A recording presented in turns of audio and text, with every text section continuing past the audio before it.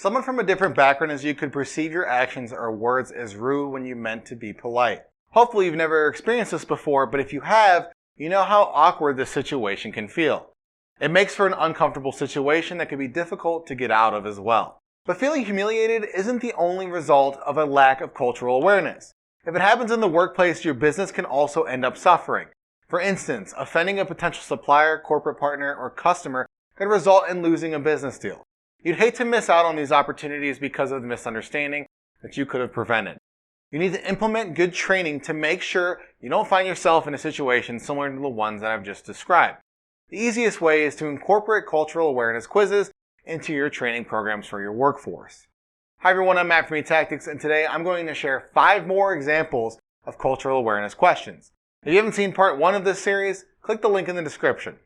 Before we get started, make sure you subscribe to our YouTube channel by clicking the button below. While you're down there, hit that alert bell icon next to it as well, so when we post new helpful content, you get notified.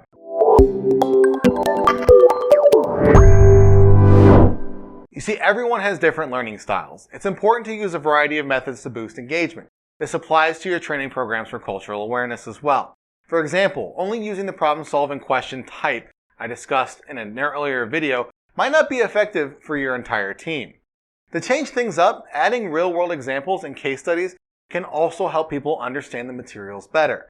Therefore, you should incorporate this style of question into your cultural awareness quizzes. In 2008, President Bush had shoes thrown at his head while in Baghdad for a news conference. A television network employee chucked his shoes while screaming, "This is a farewell kiss from the Iraqi people, you dog." The journalist later reported that he wanted to express his rejection of Bush's words and political goals in Iraq.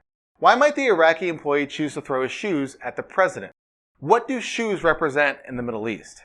L'Oreal had to adapt its company culture when it expanded to Latin America. In France, they openly disagree and debate with coworkers as a means to create new ideas, generate creativity, and strive for excellence. Why would a Latin American employee interpret the same behavior as offensive and rude? In the 1990s, NASA launched a mission to Mars. The orbiter would deploy a Martian polar lander on the surface of the planet to collect measurements. The team that created the orbiter used the metric system to build the machine. The lander team used the imperial system. The measurement problems caused NASA to lose contact with the machine altogether. How could other companies avoid a similar misunderstanding due to different measurement units? The Dutch shipping company TNT was task-oriented and had a flat organizational structure.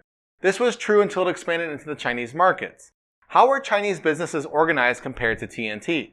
Are they also task-oriented? During the Korean War, a British unit overlooking an important river had a miscommunication with American soldiers.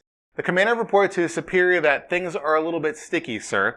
The term sticky actually meant desperate. So what he really meant to say was, things are desperate, sir. The Americans thought this meant the situation was difficult but manageable, since that is how they interpret the phrase sticky situation. But really the situation was urgent and fatal, hence desperate. What could be the potential consequences of miscommunication such as this in the business world? Effective lessons engage everyone in the classroom by using different teaching styles. They also use questions to guide students in formulating better answers and help them come up with their own questions. That's why incorporating case studies in cultural awareness training is so vital. If you'd like to learn more about effective cultural awareness training, reach out to eTactics. And you already made this far into the video, so you might as well like it, share it, and comment below.